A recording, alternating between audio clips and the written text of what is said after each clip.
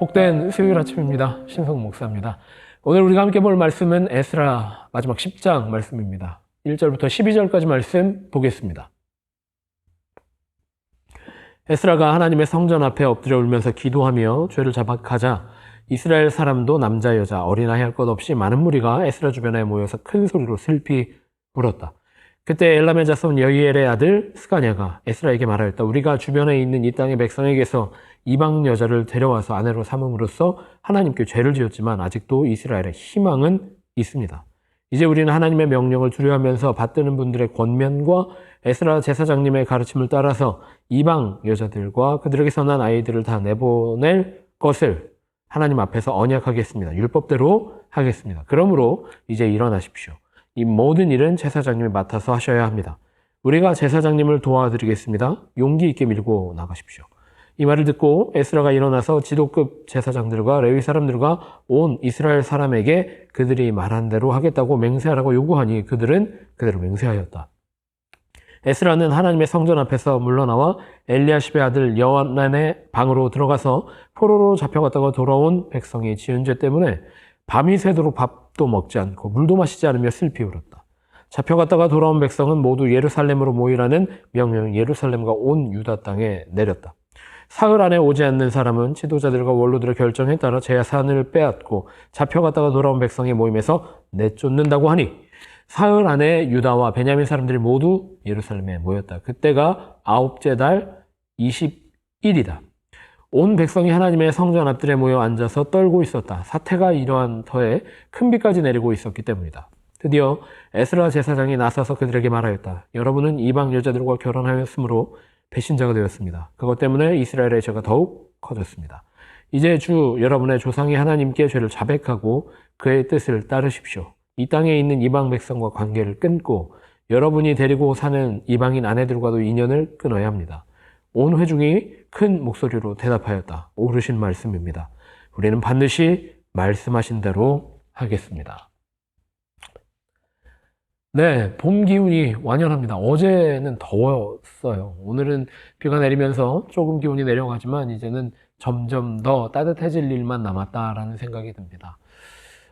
봄이 완연해지는 만큼 우리의 신앙도 더욱 회복되어지고 활력 있어지고 더욱 따뜻해지기를 기대해 봅니다. 오늘 우리가 읽고 있는 말씀 에스라 10장 말씀은 에스라서의 마지막 장입니다. 에스라서 우리가 묵상하면서 에스라서의 정체성은 이스라엘 백성, 다시 말하면 바벨론 포로를 살았던 이스라엘과 유다의 백성들이 예루살렘으로 귀환하는 이야기다라는 것을 우리가 확인하게 되었고 그 귀환은 하나님의 성전을 재건하는 데 있었다라는 것도 우리가 발견하게 되었습니다. 성전이 재건되었습니다. 에스라가 백성들 앞에 하나님의 말씀을 선포하였습니다. 성전이 재건되었지만 그들의 진정한 성전은 여전히 무너져 있었습니다. 무엇이 무너져 있었느냐? 건물은 세워졌지만 그들의 삶의 성전, 그들의 고백의 성전, 그들의 결단의 성전은 아직 세워지지 않았던 것입니다. 그들이 실수합니다. 하나님의 백성으로 부름받아 다시 한 번의 기회를 얻은 이스라엘과 유다 백성들은 이방인들과 서로 교류하고 결혼하며 그들의 정체성을 잃어가고 있었습니다. 그들이 기회를 얻은 것은 하나님의 백성으로 온전히 서기 위한 것이었습니다. 성전을 짓는 것도 하나님의 성전을 중심으로 그 백성이 하나님 백성 되도록 하기 위함이었습니다. 하지만 건물은 지어졌으나 그들의 삶은 여전히 무너져 있었던 것이죠. 이스라엘과 유다 백성은 여전히 연약했습니다. 이것을 보고 에스라는 마음이 무너져 내렸습니다. 한 끼도 먹을 수가 없을 정도로 깊은 슬픔에 빠져 있었습니다. 하지만 이스라엘 백성들은 에스라에게 찾아가 우리가 잘못했습니다.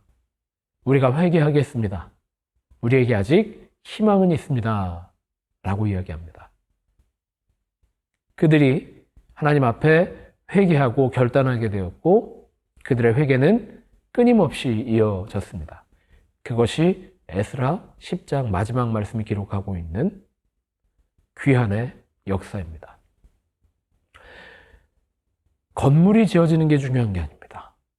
우리 눈에 보이는 구조가 지어지는 것이 중요한 것이 아닙니다. 우리가 온전히 하나님 앞에 서 있는가? 그 결단이 온전하여졌는가? 우리의 삶이 하나님 앞에 서 있는가? 우리의 시선이 하나님의 말씀에 머물고 있는가? 그것을 점검하도록 우리에게 증거하고 있는 것이 에스라 말씀이었다라는 것을 우리가 다시 한번 확인하게 됩니다. 희망이 어디서 오느냐? 우리를 회복시키시고 우리에게 생명을 주시는 그 하나님의 은혜가 어디 있느냐? 우리가 결단할 때 하나님 앞에, 하나님 말씀 앞에 온전히 서려고 발버둥 칠 때 하나님은 우리에게 은혜를 부어주시는 줄 믿습니다. 우리가 회개해야 합니다.